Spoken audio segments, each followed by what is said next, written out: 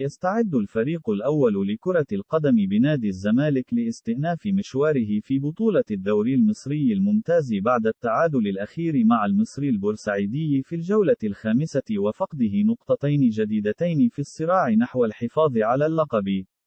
وسيلتقي الزمالك مع طلائع الجيش ضمن منافسات الجولة السادسة لبطولة الدوري العام المصري يوم الأربعاء القادم 7 ديسمبر على استاد برج العرب في 7 مساء بتوقيت القاهرة 8 بتوقيت السعودية وقطر، وستذاع المباراة عبر قناة أون تايم سبورتس.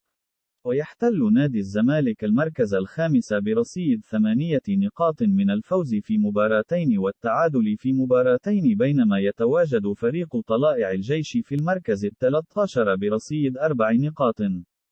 وانتظم أحمد فتوح في التدريبات الجماعية للفريق بصورة طبيعية، وتأكد جاهزيته للمباريات القادمة من الناحية الطبية عقب مشاركته في التقسيمة الجماعية للفريق.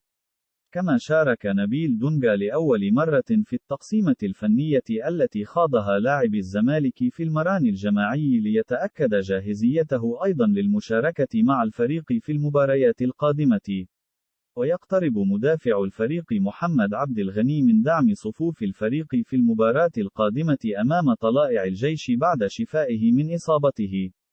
كما تقرر عودة التونسي سيف الجزيري مهاجم الفريق إلى القاهرة يوم الاثنين القادم للانتظام في تدريبات الفريق استعدادا للمباريات القادمة بعد منحه راحة لمدة يومين من قبل المدير الفني بعد انتهاء مشوار منتخب تونس في كأس العالم.